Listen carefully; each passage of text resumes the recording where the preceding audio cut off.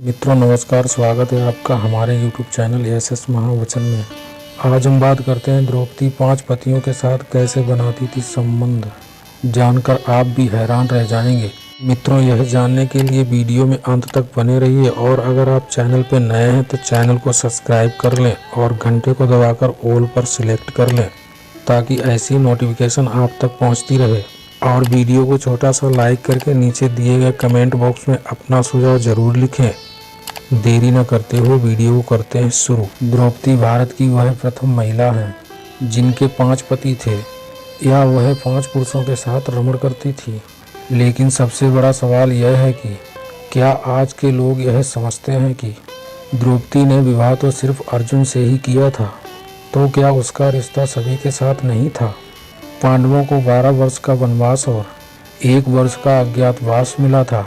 इस दौरान 5 पांडव कुम्हार के घर में रहा करते थे और भिक्षाटन के माध्यम से अपना जीवन यापन करते थे। ऐसे में भिक्षाटन के दौरान उन्हें द्रौपदी के स्वयंवर की सूचना मिली। एक यंत्र में बड़ी सी मछली घूम रही थी, उसकी आंख में तीर मारना था और वह भी तैल पात्र में उसकी परछाई देखकर। यह भी नहीं कि एक नहीं पूरे 5 तीर मारने थे। अर्जुन ने यह प्रतियोगिता जीत ली। तब जरासंध, साल, शिशुपाल और दुर्योधन, दुशासन आदि और कौरव भी उपस्थित थे। इस दौरान बहुत विवाद हुआ क्योंकि 5 पांडव ब्राह्मण वेश में धारण कर पहुंचे थे। लेकिन श्री कृष्ण के दखल से आखिर द्रौपदी का विवाह हो गया। 5 पांडवों से उनका विवाह कैसे हुआ या 5 पांडवों की वह पत्नी कैसे बन गई, यह बहुत लंबा सवाल है। कहते हैं कि द्रौपदी अपने पिछले जन्म में बहुत सुंदर युवती थी। सर्वगुण संपन्न होने के कारण उसे योग्य वर नहीं मिल रहा था, इसलिए उसने भगवान शंकर की तपस्या की और तब शंकर जी प्रकट हुए। उस समय द्रौपदी ने हड़बड़ाहट में 5 बार वर मांगे, इसीलिए उसे शंकर जी के वरदान के कारण इस जन्म में 5 पति प्राप्त हुए। जब भगवान शिव ने द्रौपदी को 5 पति प्राप्त होने का वरदान दिया था, तब वह भी यह जानते थे कि उसे अपने 5 पतियों के साथ पत्नी धर्म निभाने में समस्या होगी। इसीलिए उन्होंने द्रौपदी को यह भी वरदान दिया था कि वह प्रतिदिन कन्या भाव यानी कौमार्य को प्राप्त कर लेगी। इसीलिए द्रौपदी अपने 5 पतियों को कन्या भाव में ही प्राप्त हुई थी। हालांकि कहा जाता है कि संतान को जन्म देने के लिए भगवान श्री कृष्ण ने उसे सुझाव दिया कि हर साल वह पांडवों में से किसी एक के साथ ही स्वयं व्यतीत करेगी। साथ ही जिस समय वह अपने कक्ष में किसी एक पांडव के साथ हो तो उनके कक्ष में कोई और पांडव प्रवेश न करे। यदि कोई पांडव ऐसा गलती से भी कर लेता है तो उसे 1 वर्ष का देश निकाला भुगतना होगा।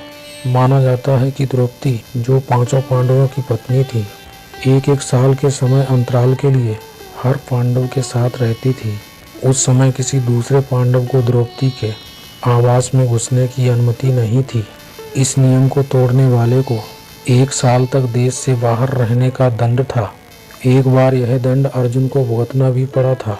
अर्जुन और द्रौपदी की 1 वर्ष की अवधि अभी अभी समाप्त हुई थी और द्रौपदी युधिष्ठिर के साथ का 1 वर्ष का समय शुरू हुआ था। अर्जुन भूलवश द्रौपदी के आवास पर ही अपना तीर धनुष भूल आए, पर किसी दुष्ट से ब्राह्मण के पशुओं की रक्षा के लिए उन्हें उसी समय इसकी जरूरत पड़ी। अतः क्षत्रिय धर्म का पालन करने के लिए तीर धनुष लेने के लिए नियम तोड़ते हुए वह द्रौपदी के निवास में घुस आए। उस दौरान द्रौपदी युधिष्ठिर साथ में थे। बाद में इसके दंड स्वरूप अर्जुन 1 साल के लिए राज्य से बाहर चले गए।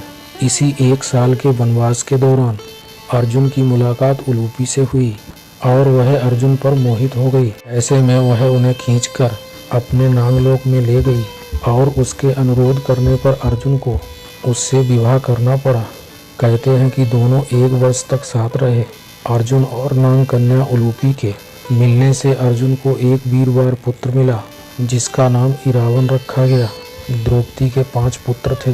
द्रौपदी ने एक वर्ष के अंतराल से 5 पांडव के 1 पुत्र को जन्म दिया था। लेकिन दुर्भाग्य की इन 5 पुत्रों को अश्वत्थामा ने मार दिया था।